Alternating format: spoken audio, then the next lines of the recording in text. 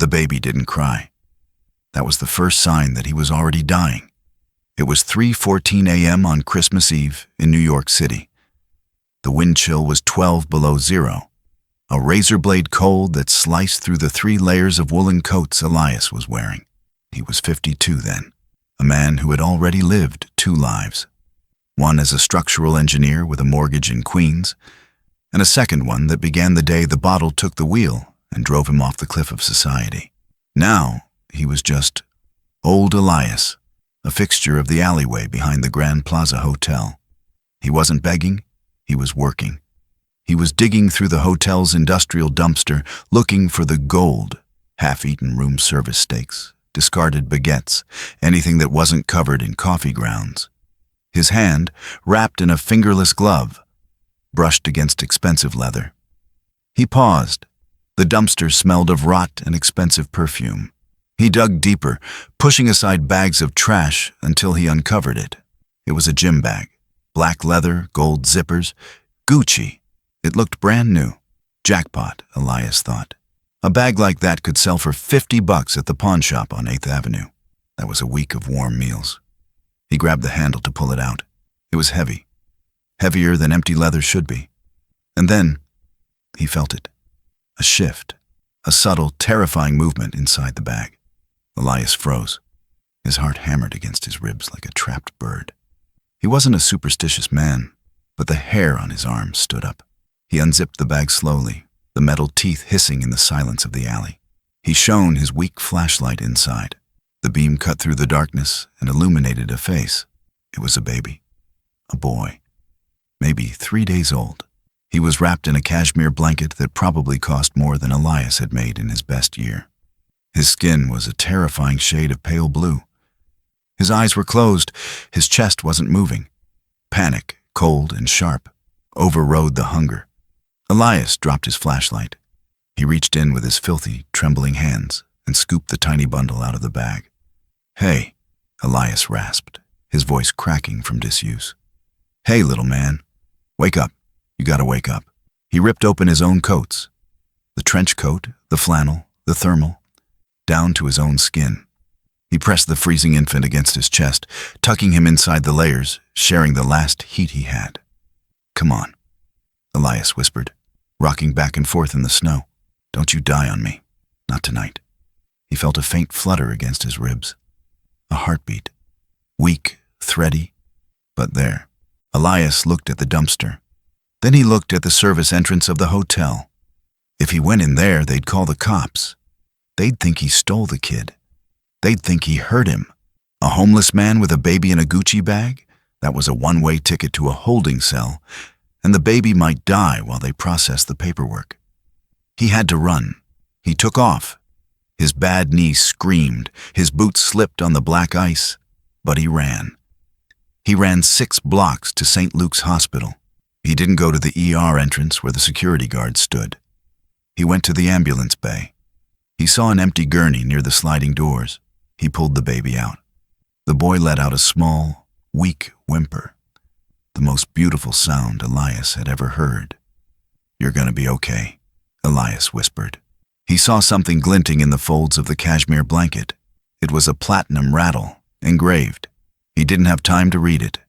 He stuffed the rattle back into the blanket. He placed the baby on the gurney and slammed his hand against the automatic door button. As the doors hissed open and a nurse at the desk looked up, Elias bolted. He hid behind a concrete pillar, watching. He saw the nurse run out. He saw her scream for a doctor. He saw them scoop the baby up and rush him inside. Safe. Elias slumped against the brick wall, gasping for air, the phantom warmth of the child still lingering on his chest. He looked down at his hand. In the chaos, he had accidentally grabbed something from the gym bag. It wasn't money. It wasn't the rattle. It was a cufflink. Heavy gold, shaped like a hawk with a ruby eye. It must have fallen off the person who stuffed the kid in the bag. Elias put the cufflink in his pocket. He didn't sell it. He kept it.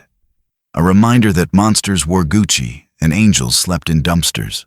20 years later, the city had changed. It was cleaner, sharper, crueler. The alleyways Elias used to call home were now gated private residences. The shelters were overcrowded prisons. Elias was 72 now. The years had chewed him up. His bad knee was now a permanent limp. His lungs rattled with a chronic cough that tasted like copper. He lived in the Perimeter, a tent city tucked into the woods at the edge of the city limits, hidden from the view of the commuters on the highway. His home was a blue FEMA tarp stretched over a frame of PVC pipes. Inside, he had a sleeping bag, a stack of books he'd rescued from recycling bins, and a small metal box where he kept the gold cufflink. It was a Tuesday afternoon in October. The leaves were turning gold, signaling the approach of another brutal winter. Elias was sitting on a milk crate outside his tent, trying to mend a hole in his boot with duct tape. The sound of engines made him look up. Usually, the only cars that came this far off-road were police cruisers coming to clear the camp. Elias braced himself, ready to grab his bag and run. But these weren't police cars. 3 black SUVs, sleek and ominous, crunched over the gravel path. They looked like government vehicles, or the kind of cars that carried people who made people disappear. The convoy stopped 10 yards from Elias's tent.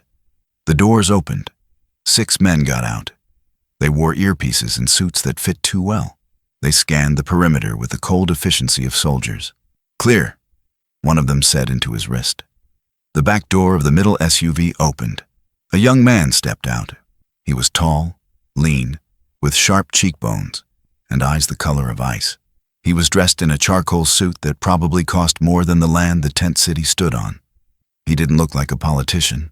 He looked like a shark in human skin. He walked straight toward Elias. He didn't cover his nose to block the smell of the camp. He didn't look at the mud on his polished Italian loafers. He stopped 3 feet from Elias. He stared at him with an intensity that made Elias reach for the knife he kept in his boot. "Are you Elias Thorne?" the young man asked. His voice was deep, smooth. Elias didn't stand up. "Who's asking?" "My name is Julian Hawk," the young man said. The name meant nothing to Elias. He hadn't watched a TV in 10 years. But the last name, Hawk, triggered a synapse in his brain. A gold cufflink. A bird with a ruby eye. "You the police?" Elias asked, his hand tightening on the hidden knife. "No," Julian said. "I'm the baby." The world stopped spinning. The wind died down. The sounds of the highway faded into a buzz. Elias stared at the young man. He looked for the infant in the man's face. He saw the pale skin. He saw the stubborn jaw. "The dumpster," Elias whispered. Julian nodded. His jaw tightened, a muscle feathering in his cheek. "The Plaza Hotel. Christmas Eve, 2004. Elias slowly took his hand off the knife. He stood up, his knees popping. I thought you were just a story I told myself, to feel like I did something good once." "I'm real," Julian said. He took a step closer. "And I've spent 5 years looking for you." "How?" Elias asked. "I didn't leave a name." "You left a fingerprint," Julian said. "On the zipper of the gym bag. The police kept it in evidence as a cold case, attempted murder, but they never ran it because I was adopted by a wealthy family in Connecticut. They closed the file. I reopened it when I turned 18. I used my own resources to run the print through a private database." Julian looked around the squalid camp. His eyes showed a flash of fury, not at Elias, but at the world. "You saved my life," Julian said softly. "And you've been living like this?" Elias shrugged, a gesture of old shame. "Life happens, kid. You survived. That's the win." "No," Julian said. "That's not the win. That's just the beginning." He reached into his jacket pocket. The bodyguards behind him tensed, hands hovering near their waistbands. Julian pulled out a small velvet box. He opened it. Inside lay a platinum rattle, dented and old. "My adoptive parents kept this," Julian said. "It was in the blanket." Elias smiled, his rotten teeth showing. "Fancy toy for a trash can, baby." "Elias," Julian said, his voice dropping to a whisper. "I'm not just here to thank you. I'm here because I'm in danger. And if you're the man who saved me, you're in danger too." The atmosphere shifted instantly. The reunion vanished, replaced by the sharp edge of a thriller. "What are you talking about?" Elias asked. The person who put me in that dumpster, Julian said. I know who it is, and he knows I found you. Who is it? My biological father, Julian said. Senator Marcus Sterling. Elias felt the blood drain from his face. Sterling. The name was everywhere. Billboards, newspapers. He was running for governor. He was untouchable. He thought I was dead. Julian continued, his words rapid fire now. My mother died in childbirth. A mistress. Sterling panicked. He needed the scandal to disappear. He threw me away like garbage. But now I run a tech company called Veritas. We specialize in data recovery. I found the emails. I found the security footage. Why come to me? Elias asked. You have money. You have guards. Because, Julian said, looking at the woods surrounding them. Sterling controls the private security firm I hired. Half of these men behind me. I don't know if they're loyal to me or to his paychecks. I needed to get off the grid. I needed to find the one person who knows the truth and has no digital footprint. As if on cue, a crack echoed through the woods. It wasn't a branch snapping. It was a suppressor. The bodyguard closest to Julian dropped, a red hole appearing in his neck. Down, Elias screamed. He didn't think. The instinct that had kept him alive on the streets for 20 years took over. He tackled the billionaire, driving him into the mud behind the milk crates. They're here, Julian yelled, pulling a handgun from his waistband. He wasn't just a tech nerd. He was prepared. Bullets shredded the blue tarp of Elias's tent. The woods erupted with gunfire. The remaining bodyguards were returning fire, but they were pinned down. We can't stay here. Elias coughed, spitting mud. They'll flank us. My car is armored, Julian shouted. We'll never make it to the car. Elias pointed to the dense tree line to the east. The storm drain. It leads to the old subway tunnels. They won't know the layout. Julian looked at the dirty, limping old man. He hesitated for a fraction of a second. Trust me, Elias roared, seeing a laser dot dance across the mud inches from Julian's head. I carried you once, kid. Let me do it again. Julian nodded. Lead the way. They scrambled. Elias moved with a speed that defied his age, fueled by adrenaline. They zigzagged through the tents, bullets kicking up geysers of dirt around them. Elias knew every tripwire, every pit, every obstacle in the camp. He led Julian through a maze of garbage piles that provided cover. They reached the concrete mouth of the storm drain. It was covered by a rusted grate. Help me, Elias grunted, pulling at the iron. Julian holstered his weapon and grabbed the grate. Together, billionaire and beggar, they heaved. The metal groaned and gave way. They slid into the darkness just as a grenade detonated where they had been standing, obliterating Elias's tent. The tunnels were pitch black, smelling of stagnant water and rats. But Elias didn't need light. He knew the echoes. Keep your hand on the wall, Elias whispered, his voice echoing. Step where I step. There are drop-offs. Julian was breathing hard, the adrenaline crash hitting him. My father? He sent a hit squad. To a homeless camp. He's insane. He's scared, Elias said, limping ahead. Rich men get scared when their secrets start walking around. They walked for 20 minutes in the dark. Finally, Elias stopped. He fumbled in a niche in the brickwork and pulled out a battery-operated lantern. He clicked it on. They were in a large, round chamber. An old maintenance hub for the subway system, abandoned in the 70s. Elias had a stash here. Blankets, water, canned peaches. Sit, Elias ordered. Julian sat on a wooden pallet, ruining his $5,000 suit. He looked at Elias with new eyes. You move like a soldier. Vietnam, Elias said, opening a bottle of water and handing it to him. 1972. Then 20 years of urban warfare trying to find a sandwich. You learn to duck. Julian took a long drink. I have the evidence, Elias. It's on a server that unlocks in. He checked his watch. 3 hours. If I don't enter a code, it goes to the New York Times, the FBI, everyone. That's why he's trying to kill me now. He can't stop the upload, but he can stop me from testifying. So we just gotta stay alive for 3 hours, Elias said, sitting opposite him. Easier said than done. They have thermal trackers. They'll find the drain entrance. Elias reached into his pocket. He pulled out the small metal tin. I have something for you, Elias said. He opened the tin. Inside, resting on a bed of cotton, was the gold cufflink, the hawk with the ruby eye. Julian stared at it. His breath hitched. That's the Sterling family crest. It's a hawk. I pulled it off the bag that night, Elias said. I kept it. I figured one day maybe the kid would come looking, or maybe I'd need to bargain for my life. Guess it's both. Julian took the cufflink. His hand closed over it, his knuckles turning white. This proves he was there. Physical evidence. Yeah, Elias said. But we have a problem. There's only one way out of these tunnels that doesn't lead back to the street where they're waiting. Where? The subway tracks. The active line. We have to cross the third rail and get to the maintenance station at 42nd Street. Julian stood up. Let's go. The trek was a nightmare. They had to time their movements between the roaring, screeching trains that pushed waves of hot, stale air ahead of them. Elias was fading. His bad leg was dragging, and his chest felt like it was on fire. He was slowing Julian down. Go, Elias wheezed, leaning against a slime-covered wall. You know the way now. Just follow the red lights. I need a minute. Julian stopped. He turned back. No. Kid, don't be stupid. You're the asset. I'm just the wrapper. You're my father, Julian said fiercely. More than that man in the mansion ever was. He threw me away. You picked me up. We walk out together, or we don't walk out.